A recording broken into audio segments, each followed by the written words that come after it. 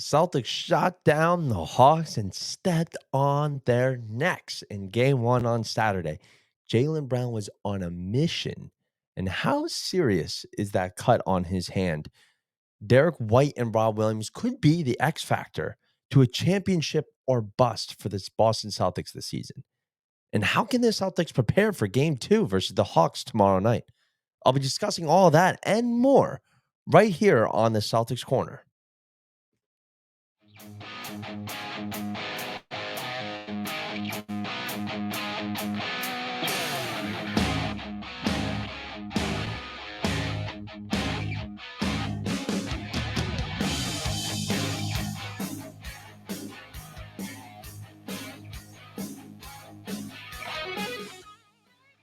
Welcome back to the Celtics Corner, hosted by myself, Brian Nastro, where I recap Celtics games with in-depth breakdowns, player performances, and anything Celtics basketball.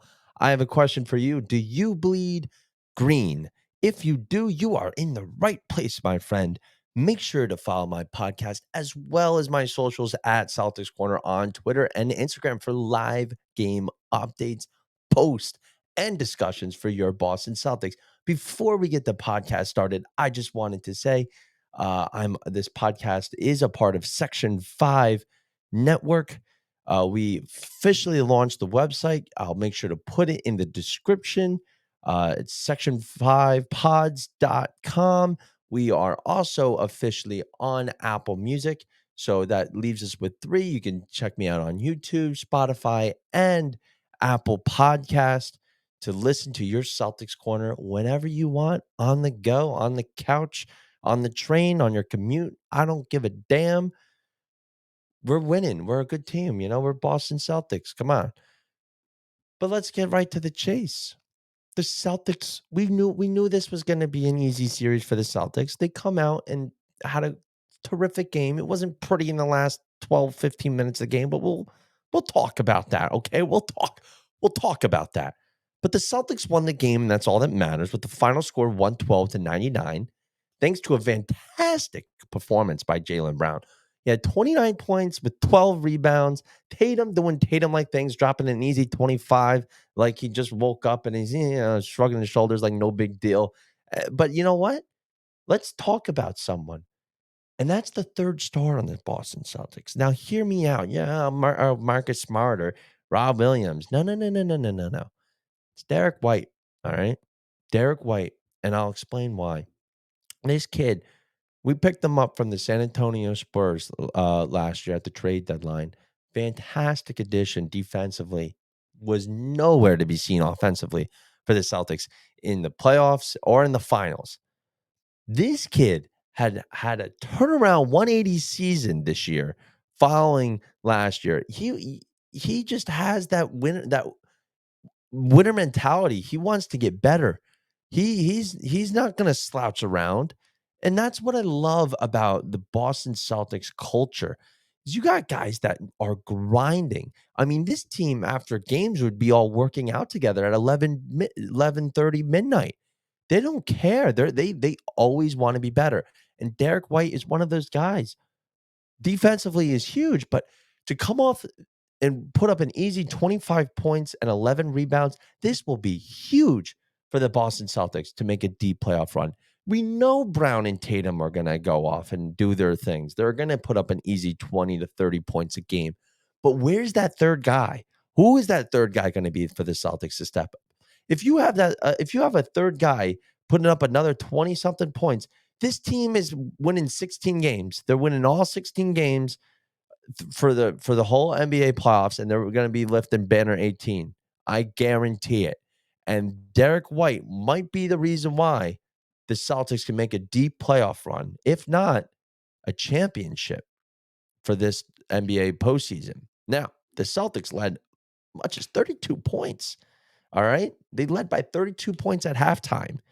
They capitalized on the Hawks' poor shooting performance, and that's not accidental. All right. We saw what the Hawks did to the Heat. The Hawks are a great team. They're young.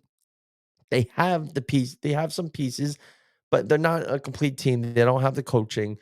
I'm not gonna bash the Hawks because they don't stink, okay? They don't stink. They just they're still a couple years behind.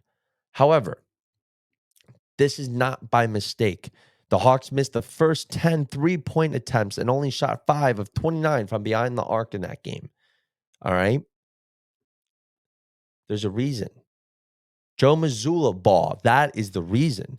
Your head coach, coach of the year finalist that we will find out if he wins on Wednesday, I believe. He decided to take Rob Williams, probably a top 5 defensive center in the league. We know what Rob Williams can do if he's healthy. He took him out and put him on the bench and said, "Let's play small ball. You want to play small ball, Hawks? Let's play small ball." And that's exactly what the Celtics did coming into this game. He put Derek White in the starting lineup, Rob Williams to come off the bench.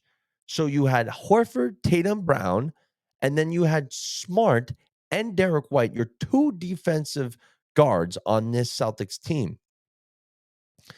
And they just neutralized the Hawks' attack as their top two scorers, Deontay Murray and Trey Young, struggled. When I say struggled, I mean struggled. Young missed his first 6 shots beyond the arc and was 5 of 18 from the field, while Murray was 10 of 25 from the floor. This is Joe Mazzulla ball. It doesn't work. It's not just offense, but it's defense. And this guy can see it from a mile away. He could see it from a mile away. And obviously, the Hawks, Brown even said it, Hawks will make their adjustments for the next game. And that's where the Celtics need to make their adjustments because this was not a perfect game. There's no such thing as a perfect game in the NBA. There's always room to improve. But Celtics need to be ready and capitalize on their homestand and go up 2-0 tomorrow night. All right. They need to capitalize on this. Overall, the Celtics put in a strong performance. All right. But like I said, there's still room for improvement. As Coach Joe Mazzulla noted, the late game drop off serves as a learning experience. You're up 32 in this game. You're up 32 points at halftime, and the game is you win by 13, 112-99. What happened? What happened? We can't afford those late game drop offs. We know this team has done this all season. We have probably the best offense in the league. We could put up an easy 115, 120 points a game. We know that. If this team can keep a team from scoring 100 points, 115 points, no one's winning. You're not beating the Celtics because we know the Celtics are easily going to put up 105, 110 plus points a game. It's very hard to limit that offense. Very hard. They got too many people. They got too many targets, too many numbers to go to. If someone's having a bad night, you got two other guys that can fill in for them. And having Joe Mazzulla be able to switch players on and off, knowing the matchups is just it puts you 3 steps ahead of any team that you're against. But let me remind you again, this serves as a learning purpose. This is the Atlanta Hawks. You're lucky this is Atlanta Hawks because doing what you did in this game, if it was the Sixers or the Bucks, we would have not won. If you're blowing a 32-point lead to the Hawks, they brought it down to 13 points towards the end of the third quarter. Let me tell you this. The Celtics had 93 points. 93 points. All right, 93 points with 3 minutes left in the third quarter. And they finished the game with 112 points. What happened at that end of the fourth through the end of the third to the fourth quarter is unacceptable. We can be happy the Celtics won, but we need to make the adjustments now rather than later when you're going up against the Sixers or even the Bucks in the Eastern Conference Finals. So what can the Celtics do to prepare? Well, obviously to maintain their intensity and focus it, to do not take your foot off the gas. Keep it on. I don't care how big the lead is. That's the thing with the Celtics. They get too comfortable. They get too comfortable when they're have these big leads. We've seen it happen before. What that one game towards the end of the season, Worst game of the season. You're up against 30 points versus the Nets and you blow it, and the Nets come back and beat you. That's a team. That's a team. If the Nets can do it, you damn well know the Sixers or the Bucks can do it. And that's a regular season game. Fine. This is the playoffs. This is the playoffs. There's no room for excuses. Now, this team's healthy. Cross your fingers, nothing happens. All right. You have a full healthy team as the Boston Celtics, either West or East. I don't give a damn who you are. I don't care if it's biased. I don't care if this is a Boston Celtics podcast. Someone can come on this show. I want someone to come on this show and debate me on who can beat a full Celtics team that's healthy in a 7-game series. There is not one team in the NBA that can do that right now. So there's no excuses for the Celtics to be blowing a 32-point lead in this. They need to also work on limiting turnovers. This was a thing last playoffs. Limiting turnovers. Take better care of the ball. Jaylen Brown had 6 turnovers. That's he was 6 of the 16 turnovers the team had. We know Jaylen Brown with his ball handling is just it's aggravating. I mean, the guy's nice. Don't get me wrong. Just slashing, shooting, he does it all. And you're doing it with a cut hand. That that puts a question mark on him. I'm concerned. I don't want him to really hurt himself out there, but he means business, and I like it. Playing with the blood. He doesn't give a damn. I like that mentality. But at the same time, Jaylen Brown is a valuable piece to this Celtics offense, and he needs to take better care of the ball. We saw them in the finals last year, and he was terrible. The turnovers were terrible. We need better decision making. You know, keep that pace, keep the flow, keep the unselfish basketball. Do not focus, don't get lazy and start playing ISO basketball. That's not the Celtics. The Celtics is making that extra pass, cut, drive, kick out, make the extra pass. That's how the Celtics play basketball, and that's where they succeed and that's how they win. And in terms of defending the Hawks, I have no issues. The Celtics did a good job neutralizing their 2 top scorers, Trae Young and Dejounte Murray. They need to continue to do that for the next 3 games. We could be sitting here next week talking about round 2. Who are we going up against? Because there's no doubt in my mind the Celtics can easily win these next 3 games against the Hawks. Easily. Not a doubt in my mind. The only chance the Hawks win a game is if they have one of those crazy nights where they just chuck up everything and it goes in. And that could happen. Okay, Celtics in 5. I don't care. But let's get this team out of the way and move. This is a warm up. And honestly, watching that game didn't really feel like a playoff game. I feel like fans the intensity wasn't there in the TD Garden. I mean, that's just me. Maybe I'm wrong. Someone can call me out on it. But watching the game, there wasn't that much intensity. Maybe it's just like, oh, 30 points, we won, whatever. They never, it wasn't a close game. Only in the first quarter was it really a close game. After that, it was just like, we're comfortable. We know we got this.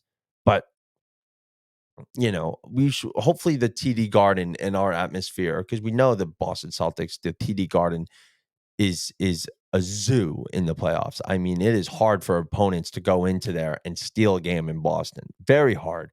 Very hard. And like I said, Celtics will need to just stay disciplined and focus on their game plan, offensively and defensively. And they will need to continue to communicate and work together just to limit the Hawks' scoring opportunities and make it difficult for them to get into a rhythm offensively. That's it at the end of the day.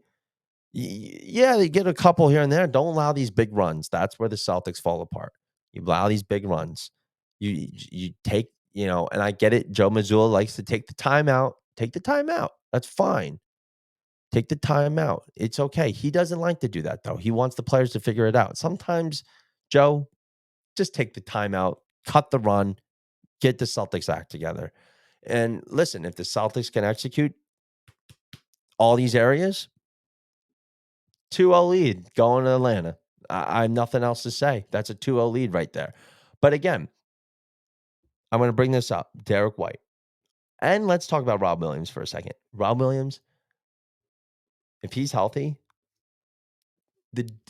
we turn into the number 1 defense in the league. If he's not there, we're scratching top 10.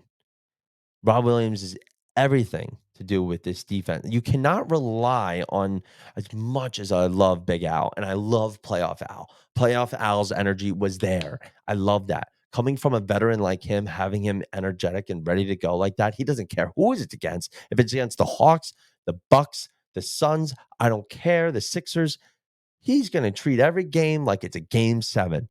And that's a playoff Al for you. And that I need the mindset of every single Celtics player, whether you're Peyton Pritchard to Jason Tatum. Treat every game like a game 7. All right. And this team defensively, if they stay healthy, this whole team, forget it. Case closed. And you know what? I'll pin this tweet, and then you come back to me in June, and you can go to this when I'm at the parade, when we're celebrating the championship. All right. That's all I have for you guys today. I'll be posting the game updates on my Twitter for every game at Celtics Corner _, on Twitter. Please go follow. That's the main source. Go take a look, take a peek. I put some good tweets out there. So make sure you go give that a follow. Make sure you follow the podcast. Go check out the website, section5pods.com, and get notified for every time a new episode comes out. Until then, go Celtics. We'll be watching tomorrow, Tuesday, 7:30, I think, at night. I'll see you guys on Wednesday. All right. Take care.